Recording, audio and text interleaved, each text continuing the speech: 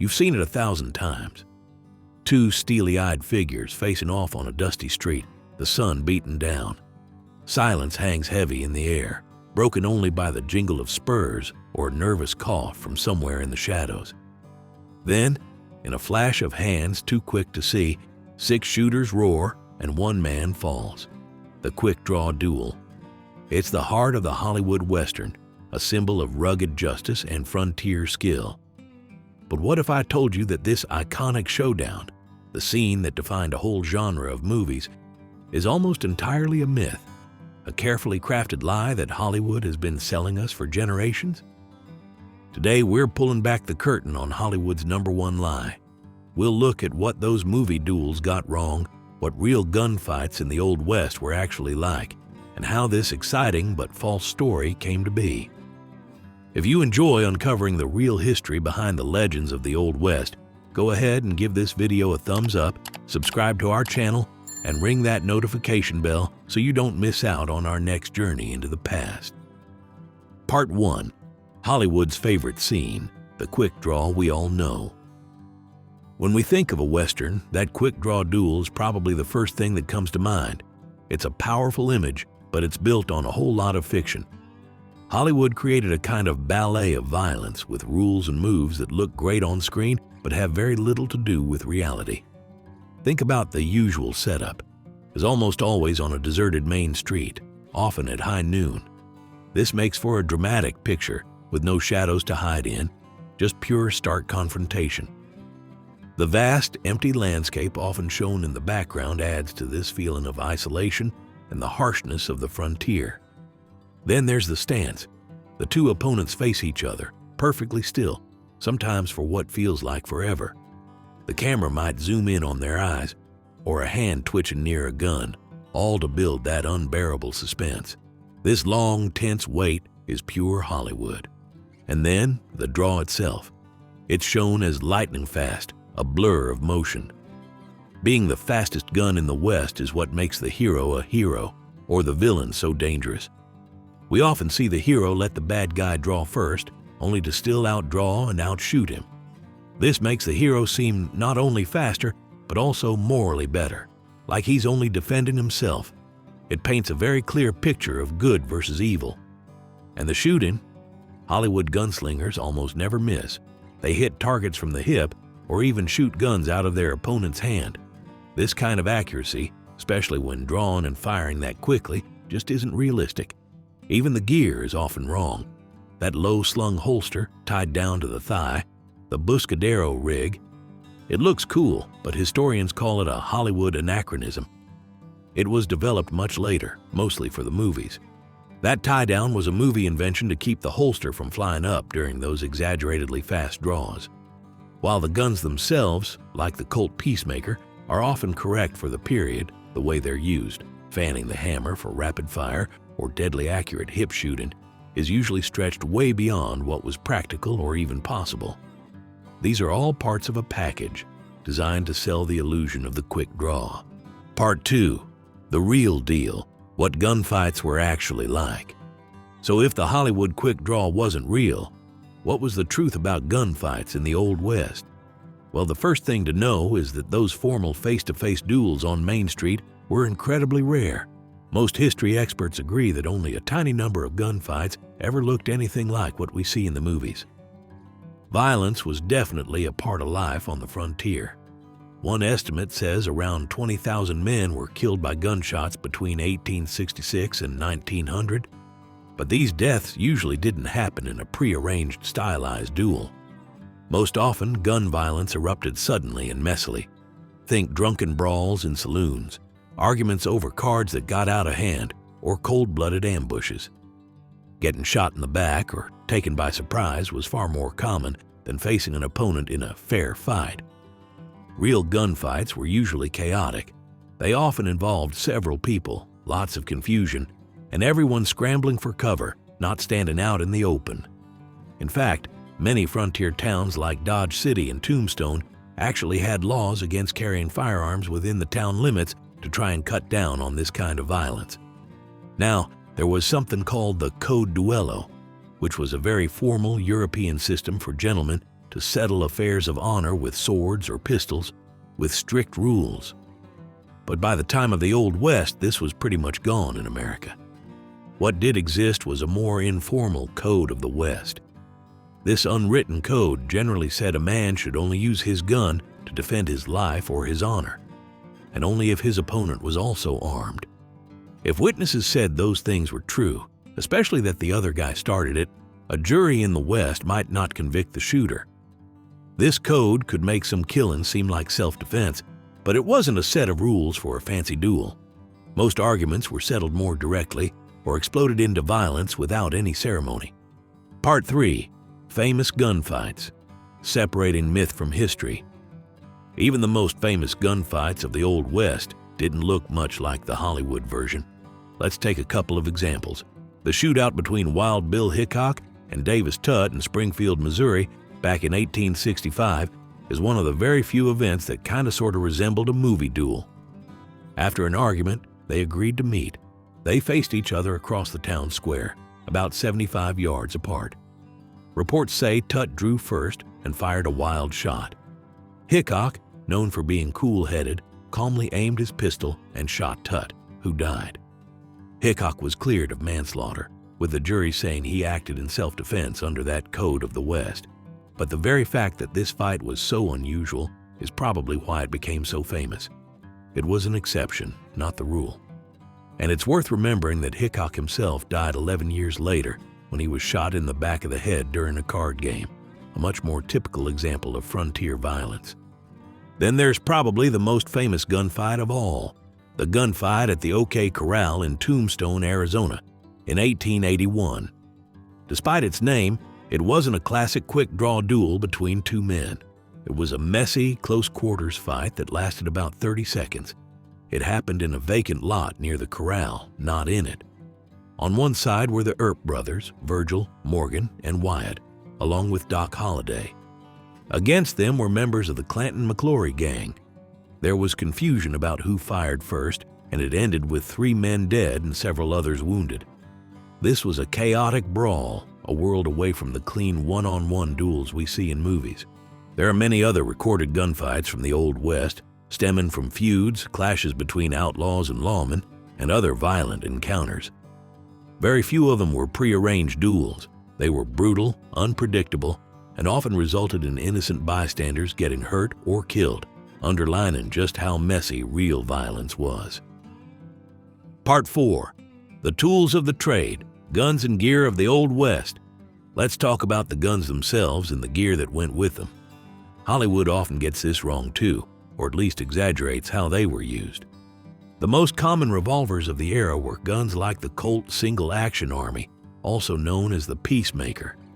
You also saw the Smith & Wesson Model 3, the Colt 1851 Navy, which Wild Bill Hickok liked, and the Remington Model 1858.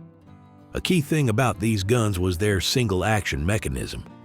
That means you had to manually pull back the hammer before each shot. Pulling the trigger only released the hammer if it was already cocked. This naturally limits how fast you can fire aim shots. Cocking the hammer for every single shot takes time and movement.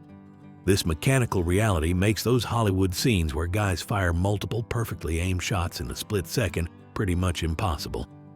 Reloading these early revolvers was also a slow process. You usually had to load each cartridge one at a time. This wasn't like quickly swapping out a magazine in a modern pistol. Now, about holsters. The way cowboys and gunfighters carried their guns was all about practicality, not looking flashy for a movie camera. That famous low-slung buscadero rig, tied to the thigh, is mostly a Hollywood invention from the 1920s. It was designed to make the draw look more dramatic on film and help audiences spot the good guy. Historically, holsters were different. The Mexican loop holster was very common. It was usually worn high on the hip and wasn't designed for a super fast draw like in the movies.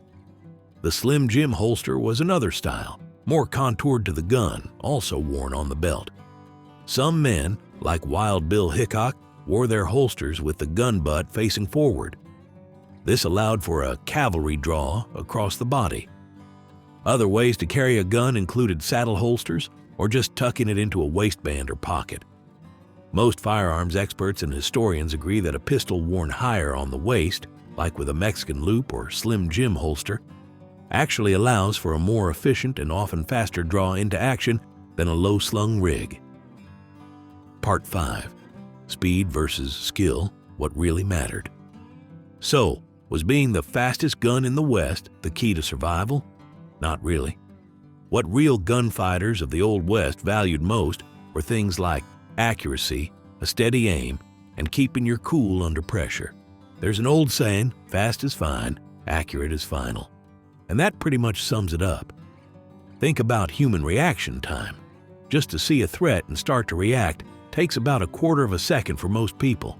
That's before you even begin the complex movements of drawing a gun and firing it. A beginner might take 2 or 3 seconds to draw and fire. A skilled shooter today, with lots of practice, might do it in 1 to 2 seconds. Those super fast draws you see in modern fast draw competitions, sometimes under half a second, are done with special lightweight guns, slick holsters, and under controlled conditions that didn't exist in an Old West street fight. Legendary figures like Wyatt Earp weren't necessarily known for being the absolute fastest. Earp's draw was described as only fairly fast, but his accuracy was uncanny. He often carried his gun in his coat pocket, not in some special fast draw holster. Bat Masterson, another famous lawman, said that speed was less important than accuracy and deliberation, meaning the ability to stay calm and make good decisions under extreme stress. Wild Bill Hickok was known for his iron nerve and taking deliberate aim. The common wisdom was that a rushed, super-fast draw often meant a missed shot, and that could get you killed. A quick draw is useless if you don't hit your target. The focus was on effective, life-saving shooting, not just raw speed. What about those flashy moves like fanning the hammer, holding the trigger and slapping the hammer to fire rapidly? It looks dramatic, but it's incredibly inaccurate and hard on the gun. Wyatt Earp reportedly thought fanning was just a showman's trick, not a real fighting technique. There's very little historical proof it was used in actual gunfights. And hip shooting? Firing from the hip without using the sights is another movie favorite. It might work if your target is almost touching you, but hitting anything accurately at a distance without aiming is highly unlikely. Experienced gunfighters preferred to take deliberate aim. Part 6. Where did the lie come from? So if the quick draw duel is a myth, where did it come from? It wasn't invented out of thin air. It grew over time, fueled by books, shows, and then movies that cared more about excitement than facts. It started in the late 1800s with dime novels. These were cheap, thrilling books about the West that lots of people read.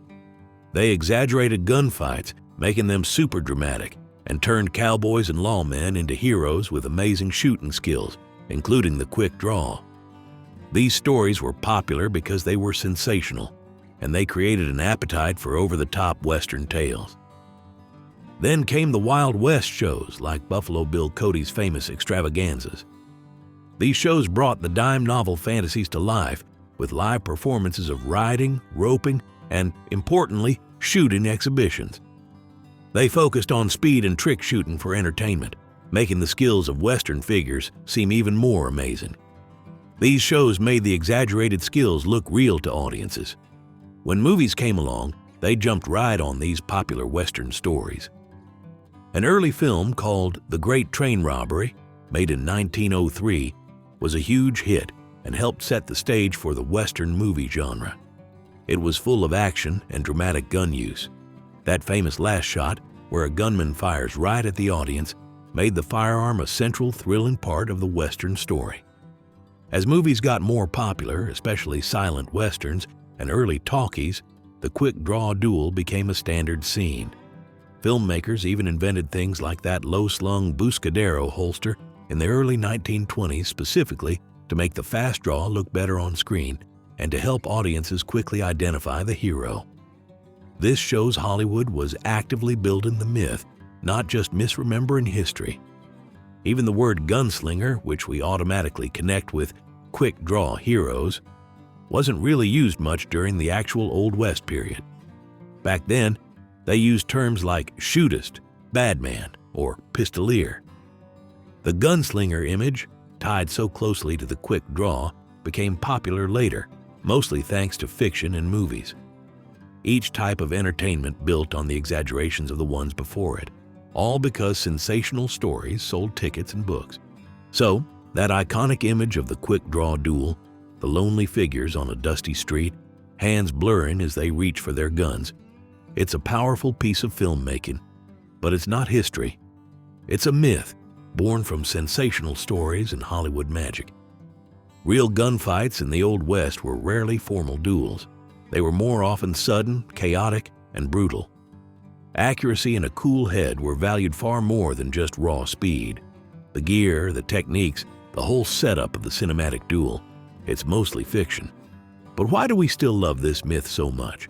Well, it taps into some deep ideas about justice, where good clearly beats evil. It gives us heroes who are brave, independent, and incredibly skilled. The Western genre itself is a huge part of American culture, shaping how we see our own history, even if that view is romanticized. The quick draw has become a kind of cultural shorthand, a symbol everyone recognizes. The real Old West was a complex and often harsh place, but its true stories are just as fascinating, even without the Hollywood shine.